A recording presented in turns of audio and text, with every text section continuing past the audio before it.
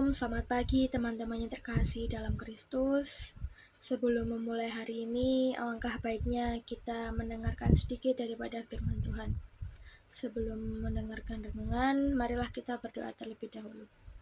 Dalam nama Bapa, Putra, dan Roh Kudus. Amin.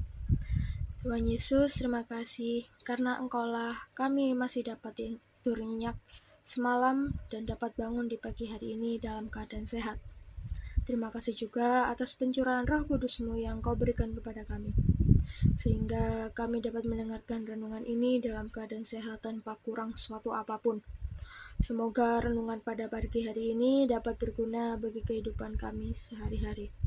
Kami alaskan doa dan permohonan kami hanya di dalam nama-Mu. Kami sudah berdoa dan mengucap syukur. Haleluya. Amin. Dalam nama Bapa, Putra, dan Roh Kudus. Amin.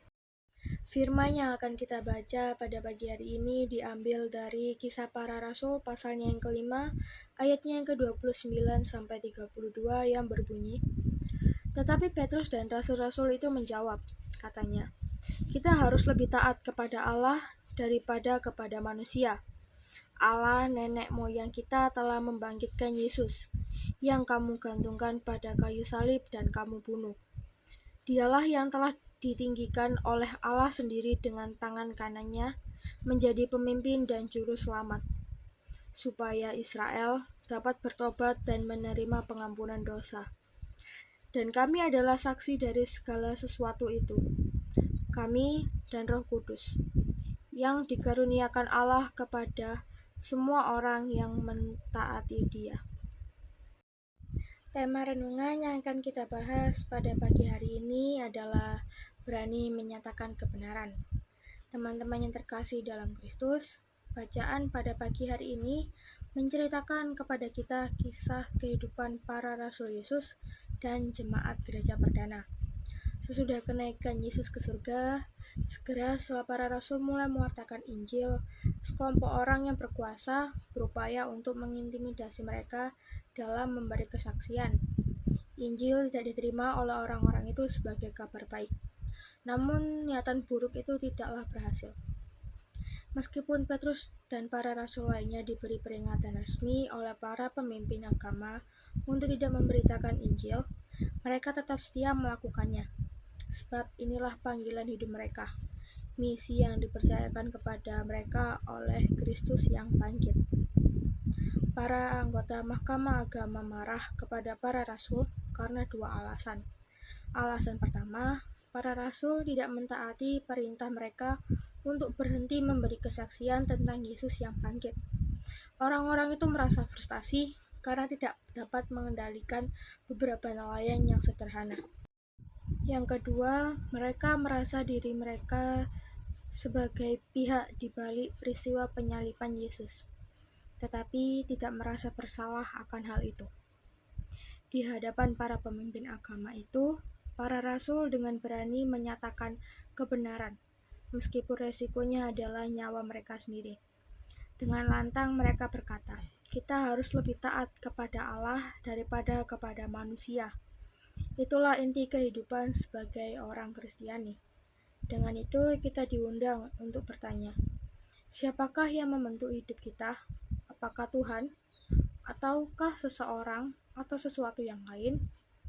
Para rasul yakin bahwa Yesus adalah Tuhan atas hidup mereka. Kepada kehendaknya lah mereka harus tunduk. Sebagai orang-orang yang menyebut dirinya sebagai pengikut Kristus, kita pun semestinya berusaha menerima Yesus sebagai Tuhan atas hidup kita dan menundukkan diri pada kehendak-Nya.